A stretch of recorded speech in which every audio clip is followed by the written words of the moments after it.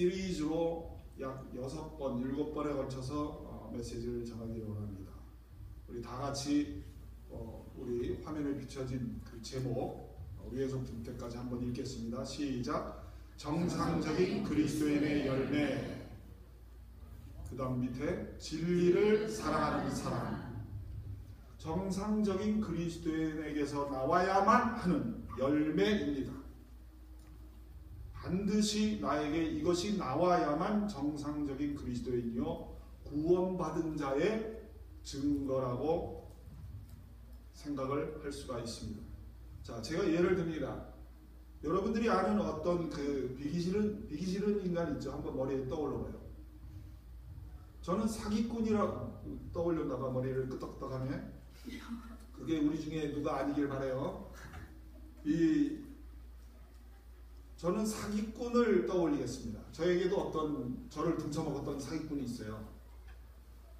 여러분들이 아주 정말 비기 싫어하는 그 인물을 한번 떠올려 보십시오. 그 사람이 나에게 와서 야, 사기치지 마라. 그럼 무엇부터 생각나나요? 너나 사기치지 마, 자식아. 자, 오늘 본문 보겠습니다. 야고보서 1장 19절. 우리 다 같이 합독. 시작. 내 사랑하는 형제들아, 너희가 알지니 사람마다 듣기는 속히 하고 말하기는 더디하며 성내기도 더디하라. 듣기는 속히 하고 말하기는 더디하고 성내기도 더디하라. 그러니까 사기꾼이 당신 사기치지 마. 너나 사기치지 마. 이거 뭐 한 거죠? 말부터 한 거죠. 들은 사람의 태도가 아니죠. 그리고 너나 사기치지 마. 그 속에 뭐가 있어요? 성질을 낸 거잖아요. 내 사랑하는 형제들아, 너희들 말이야. 듣기를 속히 하고 말하기는 더디하고 성내기도 더디하고. 그게 올바로 내 앞에 비기 싫은 인간이 삶의 열매가 좋지 않은 인간이 말할지라도 하나님의 약속의 이 진리를 먼저 우리는 사랑해야 돼요. 그렇습니까? 그렇기 때문에 내 앞에 있는 어떠한 사람이 그 사람이 인격이 된 사람이든지 인격이 비인격적인 사람이든지 사기꾼이든지 정직한 사람이든지 이러한 사람이 내 앞에 와서 어떤 사람이 와서 얘기를 하든지 우리의 태도는 먼저 듣는 자세를 취하는 것이 그것이 하나님이 원하시는 진리입니다. 자, 여러분들의 삶 속에 지금 어떠한 것이 진리입니까? 더 쉬운 말로 어떠한 것이 여러분들에게 지금 현재의 삶에 여러분들에게 주시는 하나님의 음성입니까? 하나님이 지금 저와 여러분에게 지금 요구하시고 행하시고 순종하기를 원하는 그것이 무엇입니까? 생각해 보셨나요? 대부분 생각한 것으로 저는 믿습니다. 그럼 그것이 우리들에게, 저와 여러분에게 진리예요. 그 진리는 우리의 감정과 상관없어요. 사기꾼이 와서 얘기를 해도 먼저 들어야 하는 것처럼 이거는 하물며 하나님의 음성이고 하나님이 지금 현재 나에게 요구하시는 진리다 이겁니다. 그럼 더욱더 나의 감정이나 형편이나 환경을 계산할 것이 아니라 나의 이성적으로 생각할 것이 아니라 하나님이 요구하시는 그 진리를 먼저 순종하는 듣는 태도를 취하는 것이 그리스도인의 삶의 정상적인 열매다 이겁니다. 사기꾼이 와서 너 사기치지 마 그랬을 때 먼저 듣는 자세를 취했으면 내가 사기꾼인가? 내가 무슨 사기를 쳤나? 하면서 듣는 자세를 취했으면 그 사기꾼과 상관없이 나는 나를 돌아보며 자기 발전이 있을 수 있어요. 그리고 그 듣는 태도 때문에 내 앞에 있는 사기꾼이 이 사람 봐라. 이 사람은 다른 어떤 사람들은 내가 사기치지 마 이렇게 말을 했을 때 너 사기치지 마 이러고 다들 그렇게 반응을 했는데 내 앞에 있는 이 사람은, 이 그리스도인은 사기치지 말라는 말에 나를 공격하는 것이 아니라 자기 자신을 돌아보고 내가 혹시 사기를 친 것이 있는가 하면서 자기 자신을 돌아보더라 이거죠. 그러면 그 앞에 있는 사기꾼의 마음이 어떨까요? 그러면서 그 앞에 있는 그 정상적인 그리스도인과 대화하면서 자기 자신을 돌아볼 찬스가 있을 것입니다. 너무나 지혜롭죠. 우리 로마서 2장 1절부터 5절까지 말씀을 한번 읽어보겠습니다. 우리 다 같이 5절까지 합독합니다. 시작. 그러므로 남을 판단하는 사람아 누구를 막론하고 너가 핑계하지 못할 것은 남을 판단하는 것으로 너가 너를 정죄하느니 판단하는 너가 같은 일을 행하느니라. 이 1절 놔두세요. 이게 무슨 말이냐면은 내가 사기꾼을 너희 사기꾼아 이랬을 때 내 앞에 사기꾼이 지나가면 이 하나님께서 내 앞에 너도 사기치고 있으니까 사기꾼을 지나가게 하셨다 그 뜻이에요. 간단히 말해서. 2절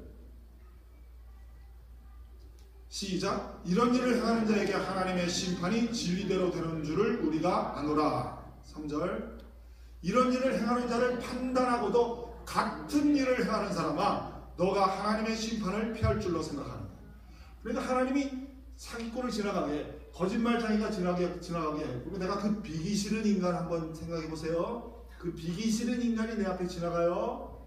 그 짜증나는 인간 있잖아. 그 인간이 내 앞에 지나가. 너무나도 자주 지나가. 그러면 하나님이 아주 자주 나에게 너도 그런가 돌아보라 그 뜻이에요. 오늘 본문이. 그게 듣는 태도이죠. 많이들 웃고 있어요 지금. 그게 듣는 태도이죠. 내 사랑하는 형제들아 너희는 듣기를 속히하고 말하기는 더디하며 성내기도 더디하라.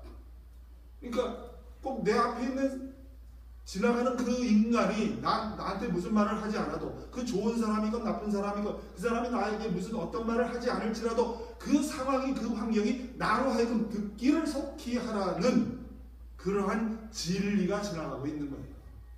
아멘. 4절 혹 너가 시작 혹 너가 하나님의 인자하심이 너를 인도하여 회개하게 하심을 알지 못하여 그의 인자하심과 용납하심과 길이 참으심의 풍성함을 멸시하느냐. 그 비기 싫은 인간이 내 앞에 자주 지나가는데 그 지나가는 것이 하나님이 너를 인도해서 너를 회개케 하시는 그 하나님의 인자하심과 용납하심과 길이 참으시는데 그러한 것이 풍성한 하나님의 마음인데 그걸 너가 멸시하느냐? 거기서 진리를 듣지 못하고 먼저 듣는 태도를 취하지 않은 그 모든 사람 예외 없어요. 그 모든 사람은 하나님의 인자하심을 멸시하고 있는 거예요. 어떠한 인자하심? 나를 회개케 하려고 하시는 하나님의 부드러운 방법을 멸시하고 있는 거야. 근데 이 하나님의 부드러운 나를 회개케 하는 이 방법을 멸시한 사람에게 그것이 멸시하게 되면 결국에는 어떤 결론이 나오냐. 5절 시작 다만 너의 고집과 회개하지 아니한 마음을 따라 진노의 날 곧 하나님의 의로우신 심판이 나타나는 그날에 이발 진노를 너에게 쌓는도다. 이게 지목사 말이 아니에요. 혹시 우리 그동안 이게 좀 어떤 고난과 좀 하나님이 허락하신 어떤 심판 같은 것이 나 자신에게 느껴지는 그런 상황이 있습니까? 우리 중에? 혹시 오늘 본문에 해당되는 그러한 하나님의 진노가 나에게 임한 것은 아닌지 자신을 돌아보시기를 예수님의 이름으로 축원합니다. 아멘. 자, 두 번째 제가 예를 듭니다. 우리도 우리 그 본문 끄시고 우리 세상에 있는 사람들도 진리를 사랑하는 사람을 존경을 해요. 판사가 아들이 범죄를 해. 판사 아들이 범죄를 했어요. 그럼 판사가 법대로 심판하기를 원하죠, 여러분. 그렇죠? 근데 나의 원수, 내가 아주 비기 싫어하는 그 인간이 드디어 잡혔어. 드디어 경찰에게 잡혀가지고 또는 그 인간이 하여튼 잡혔어. 잡혔는데 판사가 법정에서 판단을 하는데 증거도 없고 그 판단이 여러 가지 심리적으로는 정말 범죄했다라는 것이 심리적으로 심적으로는 어떻게 좀 인정이 되는 것 같은데 판사 입장에서 봤을 때 정죄를 할 수 없고 이 사람을 감옥에 넣을 수가 구속할 수가 없는 거예요. 근데 우리의 마음은 어때요? 우리의 마음은 어때요? 아씨 그 인간 잡아 넣어야 되는데 그 인간 우리가 진짜 감옥에 넣고 싶잖아요. 그죠? 그럼 그게 진리를 따라가는 겁니까? 아니잖아요. 판사 아들은 진리대로 해서 반드시 감옥에 넣기를 바래. 그리고 실제로 증거도 있어. 근데 판사가 만약에 자기 아들이라고 봐줘봐. 우리 진리대로 따라하지 않았기 때문에 그 판사 손가락질 할 거 아니에요. 그럼 진리를 그렇게 사랑을 했으면 내가 비기 싫어하는 그 인간도 법대로 해야지, 법대로. 왜 내 성질대로 그걸 감옥에 꼭 넣으려고 하느냐. 자, 대표적인 예로 저는 요즘에 정치에 관심이 없어요. 정말 아주 실망을 했습니다. 과거부터 현재까지. 그러니까 정권이 바뀌기 전부터까지 실망했어요. 지금 바뀐 다음에 실망을 얘기하는 게 아니에요. 근데 지금 정권이 바뀌었을 때 어떻게 바뀌었어요? 촛불로 바뀌었죠. 촛불로. 그러면서 촛불이 민심이 정권을 바꿨다 이러고 지금 얘기합니다. 그리고 그것이 또 고가 와서 태극기 들고 나간 분들이 있죠. 촛불 들고 나간 분들이 있고 태극기 들고 나간 분들이 있어요. 그들의 심리가 뭡니까? 많은 수가 모이면 진리보다도 법보다도 그것이 우선되는 게 아니라 많은 수가 모이면 해결이 되는 거예요. 그래서 촛불 들고 나가서 촛불이 민심이 이겼다. 그러니까 질소냐 태극기 들고 나가서 우리의 민심이 이길 것이다. 두 부류 다 심각한 문제가 있습니다. 두 양쪽 부류 다 진리를 사랑하고 법을 존중하는 그러한 마음보다도 많은 수가 모이면 이길 것이라는 그러한 잘못된 사회적 관념이 있기 때문에 들고 나가는 거예요. 그래서 여론 조성하는 거예요. 미국을 보세요. 들고 나옵니다. 트럼프 대통령 되고 반대했던 사람들이 들고 나왔지만 지금 그런 사람이 있나요? 왜 없어졌을까요? 그 수많은 반대했던, 집회했던 미국에서 트럼프를 반대했던 그 수많은 사람들이 왜 지금 없어졌을까요? 법대로 가는 나라고 진리대로 가는 나라를 이 백성들이 알기 때문에 더 이상 끝까지 물고 늘어지는 게 아니에요. 그러나 대한민국이라는 사회는, 저는 대한민국을 사랑합니다. 대한민국이라는 사회는 뭔가 숫자가 이기거든요. 진리보다도 법보다도 숫자가 이기는 사회, 불행한 사회죠.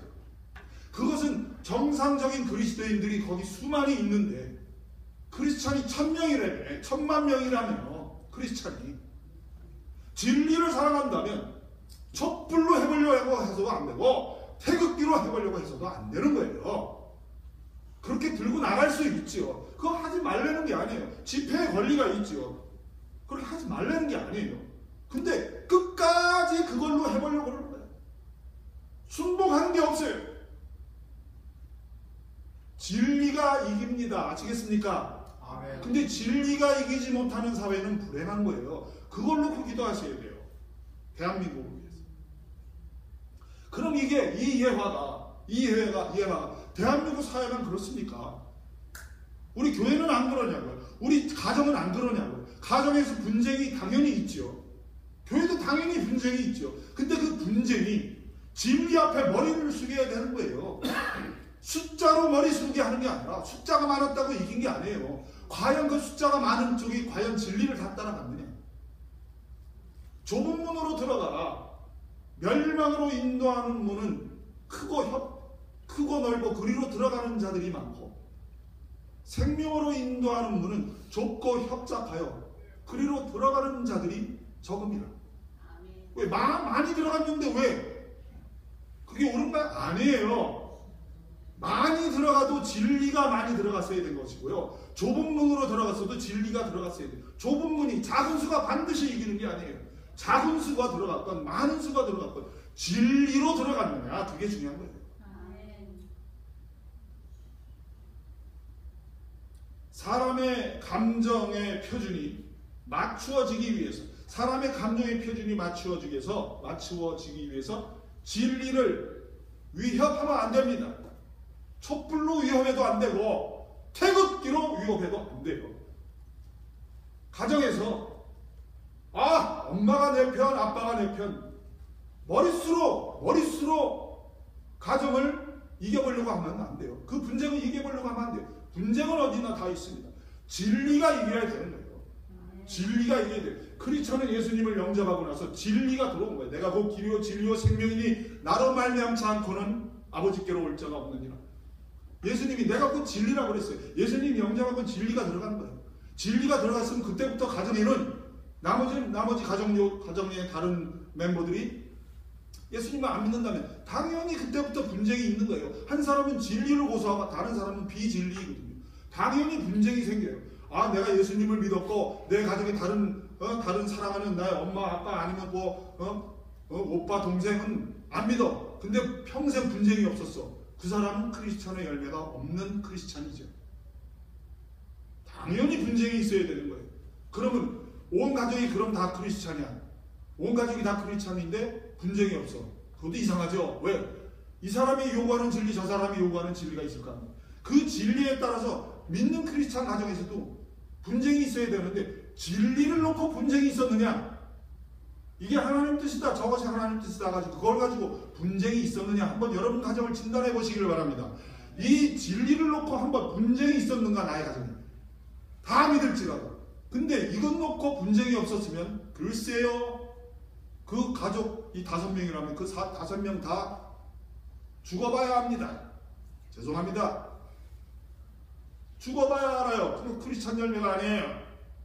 아, 하나님이 우리 가정에 행복을 주셔서 감사합니다. 천만의 말씀. 온 가족이 안 믿다가 한 사람이 믿었으면 당연히 거기에 진리를 사수하는 사람 때문에 둘이 셋이, 셋과 둘이 분쟁이 있고 시어머니와 며느리가 분쟁이 있고 아버지와 아들, 엄마와 아들이 분쟁이 생기는 게 당연한 거예요. 근데 분쟁을 피해가고 싶죠. 피해가고 싶죠. 그거는 정상적인 그리스도인의 삶이 아닙니다. 어떠한 논쟁에서 나의 감정에 조금 비유가 거슬릴지라도 그것이 진리이면 거기에 머리를 숙이는 거예요. 그건 그 사람에게 머리를 숙인 것이 아닙니다. 그 사기꾼에게 머리를 숙인 것이 아닙니다. 그 비기 싫은 인간에게 머리를 숙인 것이 아니라 진리 앞에 머리를 숙인 하나님이 기뻐하시는 정상적인 그리스도인입니다. 하나님이 아주 기뻐하시는 거죠. 말로만 하나님을 사랑하지 말고 진리를 사랑하시기를 예수님의 이름으로 축원합니다. 아멘. 우린 지금 이민 왔어요. 이민 왔으니까 제가 한번 목회를 하는데 지 목사는 어떤 선배 목사가 저한테 그러는 거예요. 지 목사 그렇게 목회하면 안 돼. 여기 이민자인데 이민 온 사람들 얼마나 피곤해. 먹고 살기 피곤하고. So what? 사정 없습니다. 진리는 인간의 감정과 상관없습니다. 우리 이성과 상관없어요. 이웃 사랑 안 했으면 하는 거예요.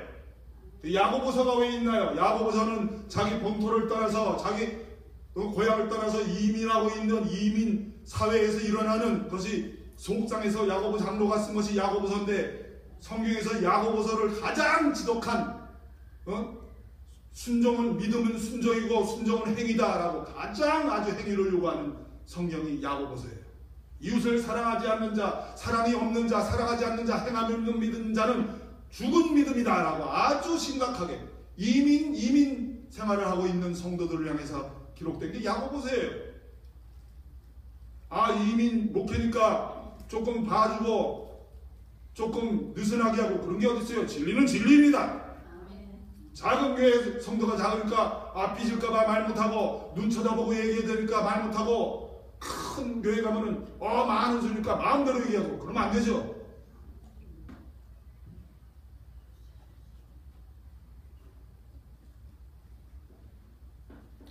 또 한 예를 들겠습니다.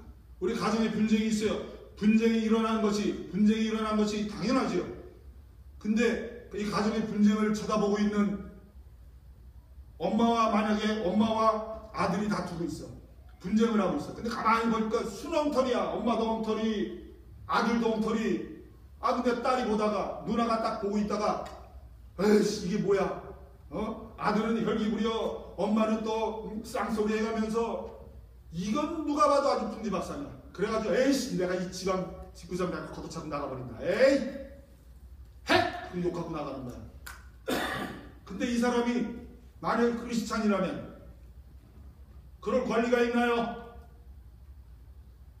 교회에서 분쟁이 일어났어요.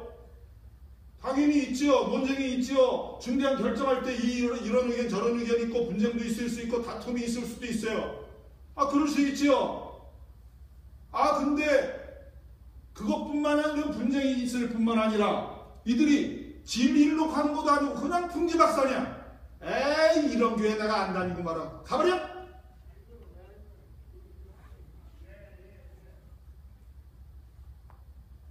그게 뭐 하는 거지요? 나는 이 모임이 필요 없다라는 몸된 교회에서 지체된 나가 그리스도인이 한 몸 안에서 교제하라는 하나님의 그 진리의 말씀을 걷어찬 것밖에 아니에요. 그리고 자기 감정에 의해서 진리를 짓밟은 겁니다. 아시겠습니까? 교회 분쟁, 가정 분쟁 상관없어요. 가정에 분쟁이 일어났어요. 아들이 누나가 나는 집 다시 안 들어가. 난 독립할래. 물론 나이 먹어서 독립을 할 수 있는 거예요. 그러나 그 동기가 짐을 내가 나가버리는 거예요. 내 가정을 하나님이 주셨습니다. 그것이 믿는 가정이든 안 믿는 가정이든 모든 가정을 하나님께서 정말 주신 가정이에요. 그들이 다 하나님 믿기를 바라는 거죠. 근데 이 가정의 구성원들이 내 의도로 가정에 분쟁이 있다고 해서 그것이 진리에 의한 분쟁이든 진리와 상관없이 그냥 풍지박산의 그러한 가정이든 그 가정의 구성원으로서 몸된 나의 가정의 구성원으로서 내가 내 의도를 가지고 한 가정의 구성원으로 하나님이 주신 그 진리를 걷어차고 내가 걷어나가고 가족으로부터 떨어져 지내는 것은 나의 감정에 의해서 몸된 지체를 몸을 떠나는 겁니다. 그건 진리를 사랑하는 태도가 아니에요. 우리에게는 어떠한 상황이 벌어질지라도 몸된 하나님의 교회 지체와 분리돼서 생활할 권리는 우리에게 없습니다.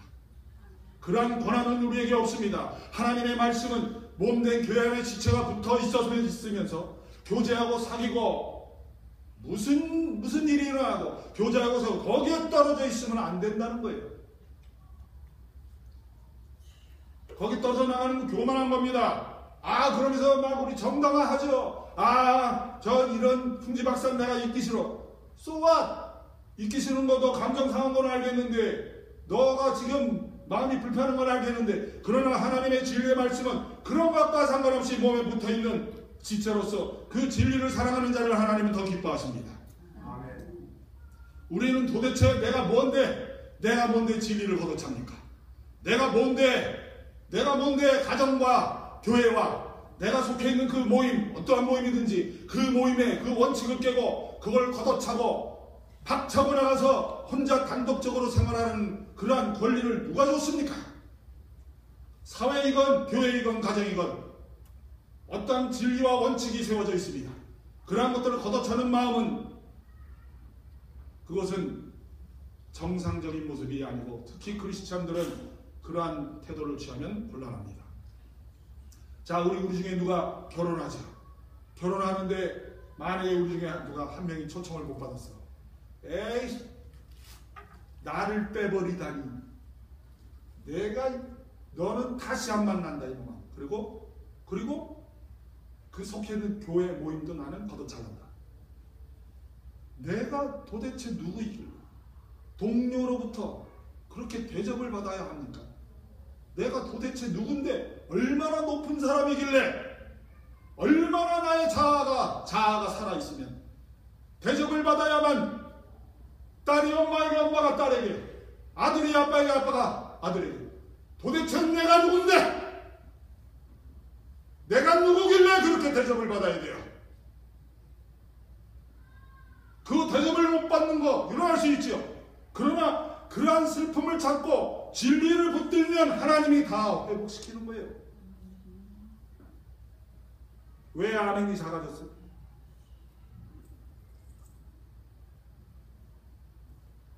너무나 거만해요. 너무나 담대합니다. 담대해요. 하나님의 진리의 말씀을 멸시합니다. 진노의 날 하나님이 이 진노를 쌓고 있는 거예요. 정말 심각한 겁니다.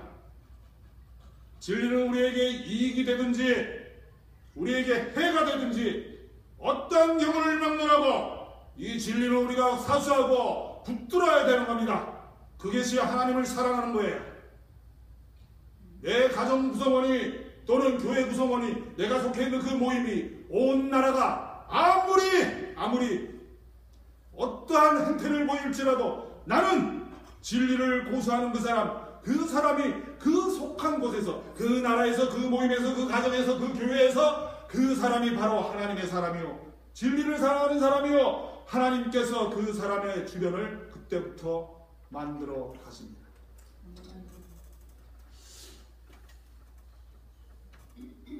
또 한 예를 들겠습니다. 우리 가정, 우리 교회 안에 만약에 예를 들어서 신앙생활을 한 30년을 했는데 보니까 적당히 믿어.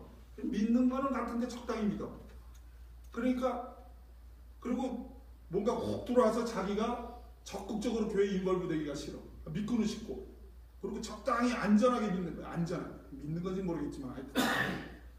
그런 사람에게 우리 중에 누가 가서, 그것도 초신자가 가서 그렇게 믿으면 안 됩니다. 소리가 너무 작아진 것 같지 않아요? 그렇게 믿으면 안 됩니다 하고 진짜 사랑을 가지고 정중히 권면을 해요. 그러니까 이 사람이 삐졌어요. 감히 나를 권면하네. 그리고 자기의 안전한 테두리에 누가 벽을 넘고 뚫고 들어오니까 피곤해진 거야. 그래가지고 교회를 박차고 나가가지고 험담하고 다니고 파괴하고. 근데 어떤 사람은 이 사람에게 그 비유를 건드릴까봐 그 말을 못해. 그래서 그 사람이 기분이 좋아요. 항상 비유를 안 건드리기 때문에. 그러면 우리 중에 그런 분이 있나요? 하나님, 예수님 얘기하면은 비유 건드릴까봐 못 건드리는 사람. 그 사람 기분 좋은 뭐에 진리가 무시됐는데. 그 사람이 행복한 뭐에 하나님의 진리가 짓밟혔는데. 목사가 그 정말 30년 믿었지만 정말 뜨뜻미지근한 그 사람에게 목사가 권면을 했어. 근데 이 목사의 권면 방법이 틀렸어. 잘못된 거예요. 그래가지고 진짜로 잘못된 거예요. 그래 삐졌네 이 사람. 그리고 또 교회를 박차고 나가는 거예요. 그럴 권리가 없다니까요. 권면이 잘 되건 잘못되건 내 스스로가 몸된 지체된, 교회의 몸된 지체인 내가 교회로부터 떨어져 나갈 권리, 그 진리를 짓밟을 권리는 나에게 없습니다. 왜들 그렇게 담대한지. 그러면 목사님 다른 교회 가지 말랍니까? 갈 수 있지요. 갈 수 있지요. 100% 다 그렇다는 얘기가 아니에요.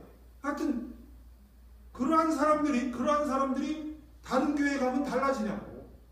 그 진리를 짓밟는 태도가 그 사람에게 있는데 다른 교회, 그럴듯한 교회에 가면 달라지냐고. 뭐가. 중요한 거는 진리를 짓밟는 그 태도. 권면하는 자이든 듣는 자이든 나에게 요구되는 진리가 있어요. 나에게 요구되는 그 진리는 어떠한 희생을 치르고라도 사수해야만 합니다. 아멘. 어떤 지도자가 방침을 세웁니다. 근데 많은 수가 따라갔어요. 아까 얘기했죠. 많은 수가 따라갔다고 진리가 되는 게 아니에요. 적은 수가 따라갔다고 그것이 비진리가 되는 것도 아닙니다. 진리는 그냥 진리예요.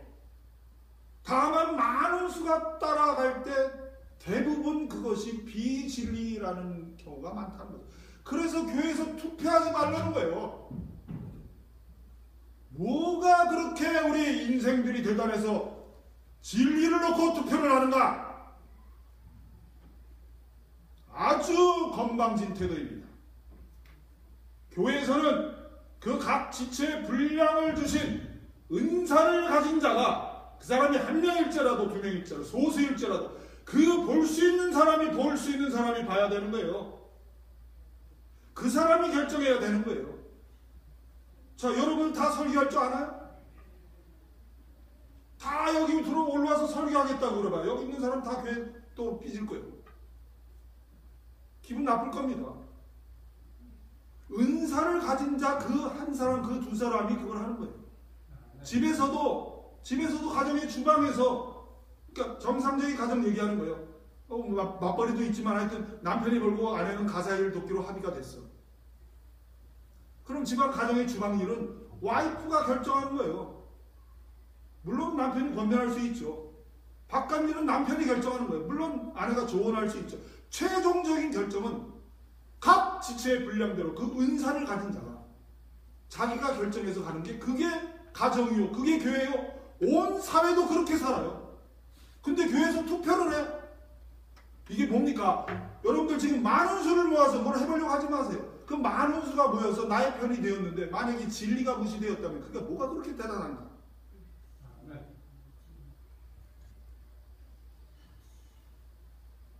자, 어떤 훌륭한 지도자, 제가 여러분이 저를 훌륭하게 생각하는지 몰라도 이 훌륭한 지도자가 범죄를 했어. 뭐 사기를 쳐서 도둑질을 했어. 그 다음에 뭐 돈을 밟히고 토꼈어. 그래도 그 사람이 가르쳤던 그 이전에 가르쳤던 것들이 진리이면 그 진리를 사수하는 그 마음을, 그 자세를 포기하면 안 됩니다. 아멘? 진리는 진리예요. 그 인간이 범죄를 했어도 진리는 진리입니다. 엄마가 딸에게, 딸이 엄마에게, 아들이 아빠에게, 아빠가 아들에게 말했던 그 진리들, 아들이 엉터리일지라도, 아빠가 엄마가 엉터리일지라도 그들이 말해온 그동안에 말해왔던 것을 한 번의 실수로 인해서 싸잡아 몰아가면서 너가 말했던 그동안의 것들도 나는 다 포기하고 너의 말을 듣지 않겠노라. 이게 얼마나 엄청난 교만인지 모르겠습니다. 진리를 사랑하는 사람인데 앞에 있는 사람이 혹시 내 앞에서 바보 같은 짓을 하고 엉터리일지라도 그동안 말했던 진리를 끝까지 사수하고 붙드는 것이 진정한 하나님의 사람이요 정상적인 그리스도인입니다. 그것이 가정이건 교회이건 내가 모인 어떤 단체이건 상관없어요. 불신자들이 대부분 이렇게 얘기해요. 불신자들이 적지 않은 수가 그리스도인들 수는 엉터리. 아이고 야 내가 교회 가라 봐라. 내가 내 마누라를 보니 절대로 교회는 안 가겠다. 마누라는 그 모양 그 꼴인지 몰라도 그 사람은 지옥에 떨어집니다. 하나님의 진리는 예수님을 믿어야만 하나님이 하늘나라에 보내줄 것이요 예수님을 믿어야만 아버지 하나님 품에 안기게 해주신다는 진리의 말씀이 무시됐기 때문에 내 마누라의 상태와 상관없이 그 엉터리 신앙인들과 상관없이 나는 지옥에 떨어집니다.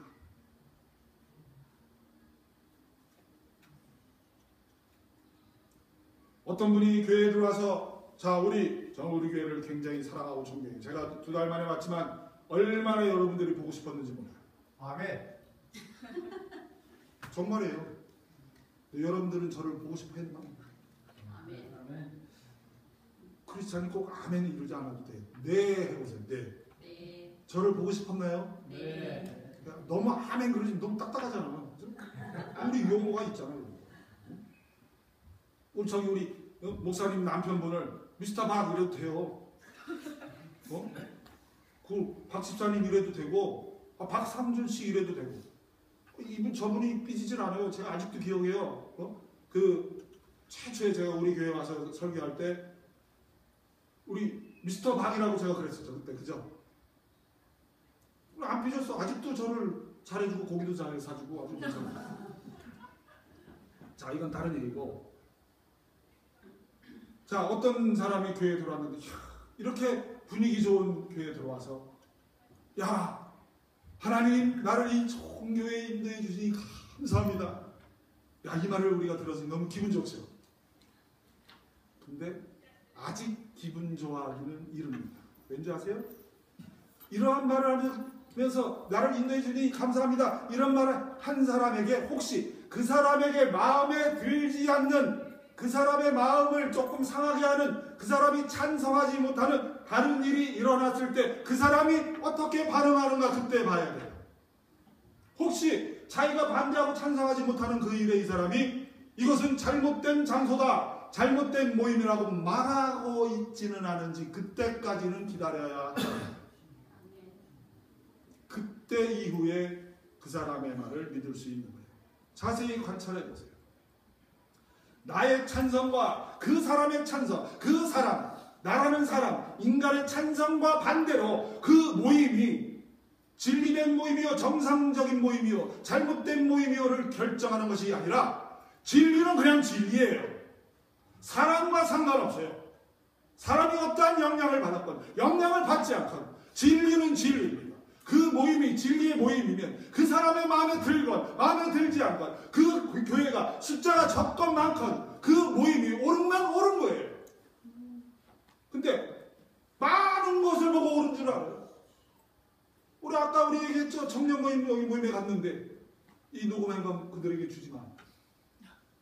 응? 연합 모임에 갔는데 우리 교회 청년들만 거기 모였어. 저는 그들을 비난하는 게 아니에요. 그 많은 교회가 옳다는 거, 그것이 틀릴 수가 있는 것이 증거로 나온 거예요. 그럼 많은 데 가야 되겠냐고. 가지 말라는 게 아니라 중요한 거는 진리가 있는 데를 가야 되는데 어저께 그 모임을 봤을 때는 진리가 있는 것에 쾌수천, 물음표가 생기는 그러한 교회들이란 얘기죠.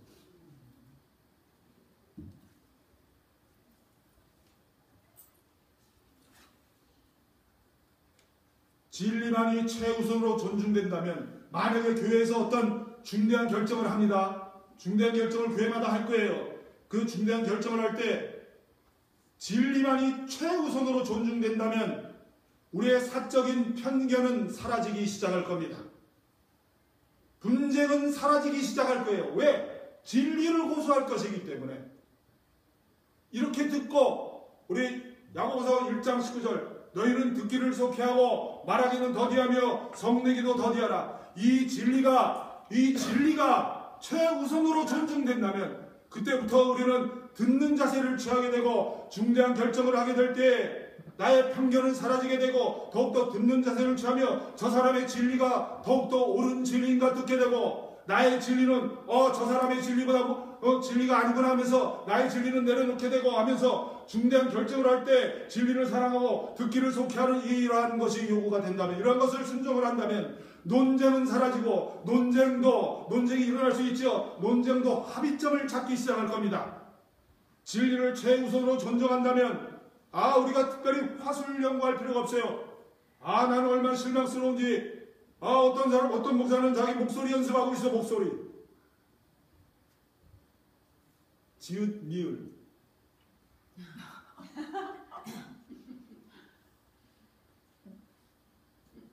목사 왜 목소리 연습을 해야 돼? 그 시간에 성경 한 자를 더 읽어.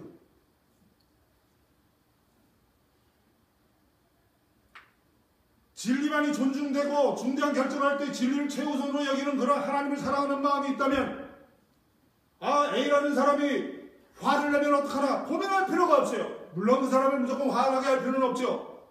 그러나 모든 사람이 내가 좀 화가 날지라도 진리를 사랑한다면 그 들은 말을 놓고 진리 앞에 머리를 숙이면 그 화도 잠잠해지는 거예요. 화가 날 수 있지요. 반대가 있을 수 있지요. 그러나 중대한 결정이 아니면 사소한 결정일지라도 진리를 사랑하는 마음이 그 중심에 있는 그 모임, 그 사회, 그 자리가 된다면 누가 화내는 것에 그렇게 특별히 신경을 쓰지 않아도 됩니다. 덮어놓고 화나게 하는 게 아니라 인격적으로 해야겠죠. 그리고 진리를 사랑하게 되면 저 사람이 다른 쪽을 택하면 어떡할 것인가 고민할 필요가 없어요. 진리를 사랑하는 모임에서 고민할 필요가 없습니다. C라는 사람을 달래기 위해서 내가 무엇을 양보해야 되는지 이런 거에 시간 보낼 일이 없습니다.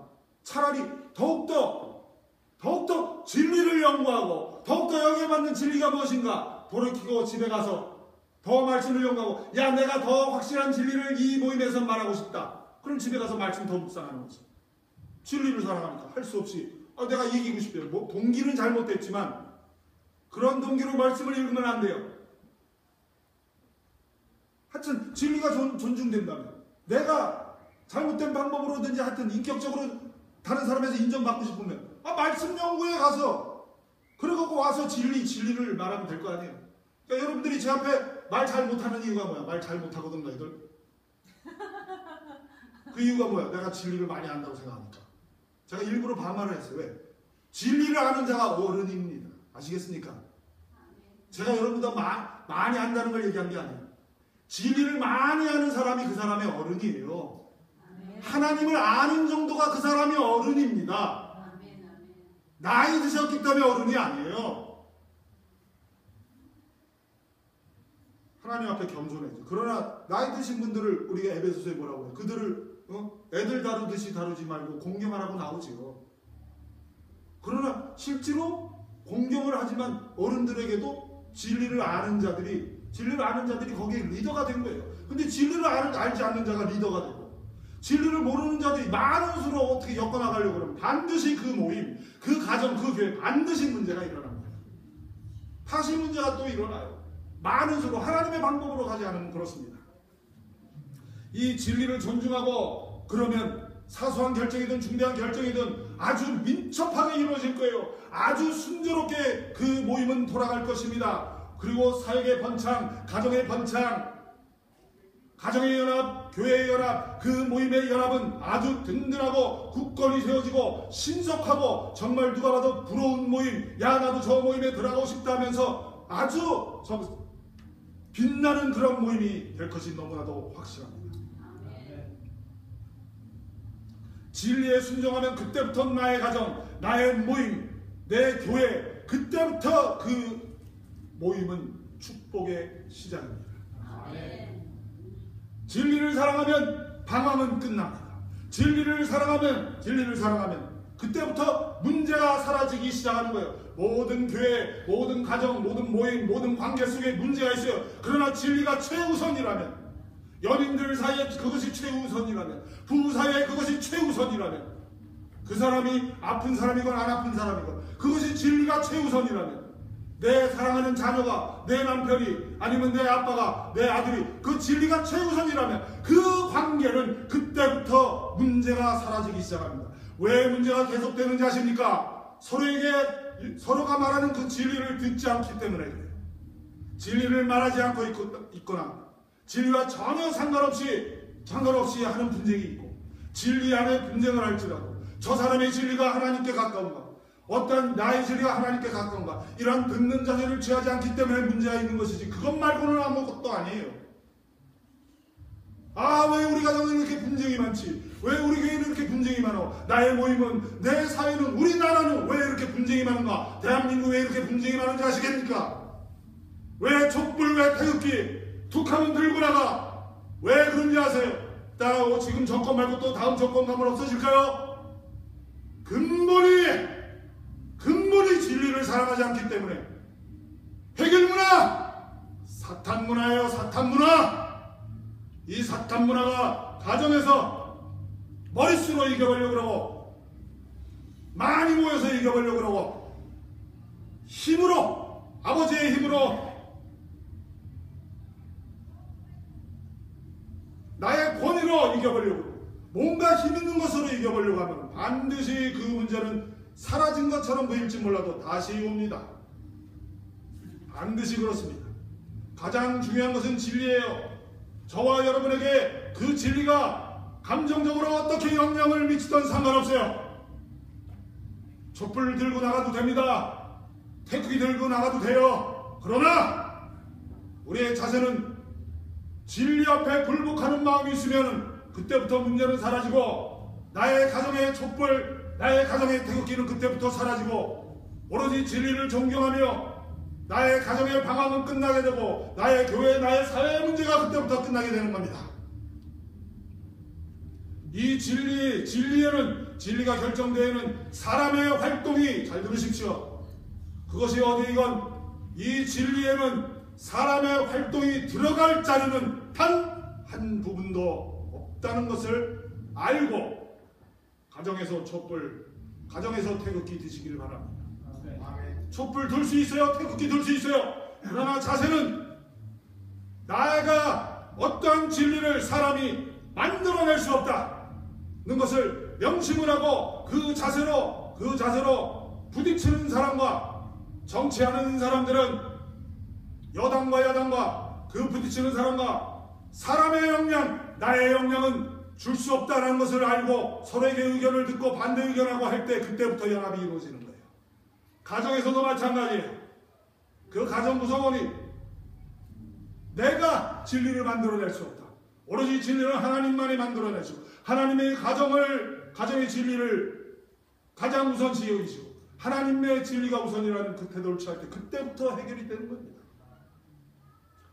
진리를 온 우주의 모든 곳에 중심에 둬야 합니다. 모든 생각이, 모든 사건 사고가 사고의 중심이 진리가 되어야 합니다. 사람의 생각이 가정의 중심이 되면 곤란합니다. 사람의 찬성과 반대가 교회의 중심이 되지 말아야 합니다. 사람의 생각이 지구의 중심이 돼야 돼요. 아멘. 여기서 아멘 하면 안 되죠? 아멘. 아멘. 잘 들으십시오. 이 아멘 할 수가 있어. 왜냐하면 계속 내가 좋은 말만 하다가 일부러 하나 딱 비켜서 잘 듣고 있나 딴 거 했거든. 사람의 생각이 지구의 중심이 되면 안 돼요. 사람의 생각이 우주의 중심이 되면 안 돼요. 온 우주의 주인이신 하나님의 생각, 하나님의 진리가 중심이 되어야 합니다.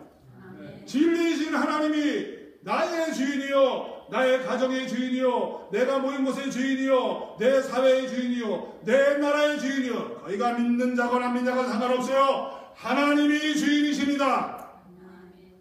온 우주 만물의 대장이신 그분이 주인이신데, 진리를 사랑하는 그리스도인이, 진리를 사랑하는 사람이 하나님을 진정 사랑하는 것이요, 하나님을 높인 것이요, 하나님이 주인이시다 인정하는 사람입니다. 제가 여러분들에게 질문을 합니다. 저와 여러분의 가정에, 교회에 진리가, 진리이신 하나님이 주인 되기를 원하십니까? 아멘. 아멘. 네. 제가 다르게, 똑같은 내용인데 다르게 질문합니다. 행복하기를 원하십니까? 연합하기를 원하십니까? 가정이건 교회이건 그 모임이건.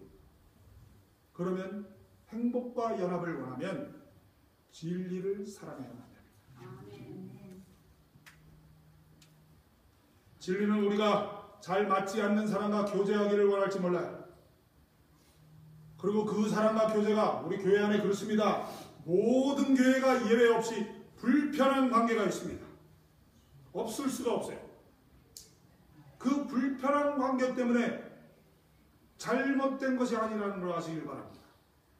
내가 함께 있기만 하면 불편하고 이러면서 맨날 그 사람의 얼굴에 막 씹어댈지라도 함께 있기만 하면 그 사람은 하나님을 사랑하는 사람이에요. 그 사람은 진리를 존경하는 사람이에요. 어느 날 하나님이 관계 회복을 주실 겁니다. 끝으로 예수님을 믿으라 라는 진리를 많은 수가 거절을 하고 예수님을 안 믿어도 되는 것이 아닙니다. 한 명이 믿을지라도 한 명은 구원받고 나머지 60억, 70억 인구는 지옥에 떨어지는 거예요. 왜? 진리를 따라가는 자들만이 사는 거예요. 오늘 여러분 무엇을 들었습니까? 제가 처음에 들었던 예화를 다시 봐요. 결론이 사기꾼이 와서 여러분들 앞에 사기치지 마 그랬습니다. 그 비기 싫은 인간이 여러분들에게 뭔가 권면 아닌 권면을 했을 때 이제 어떻게 할 거예요? 우리 본문 다시 볼까요? 본문 다 같이 합독합니다. 시작. 내 사랑하는 형제들아, 너희가 알지니 사람마다 듣기는 속히 하고 말하기는 더디하며 성내기도 더디하다.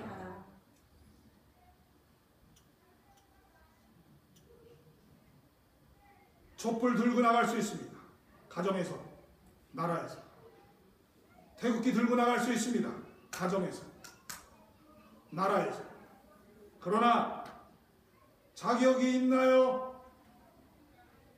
누가 자격이 있나요? 내 가정에서. 도대체 내가 뭔데?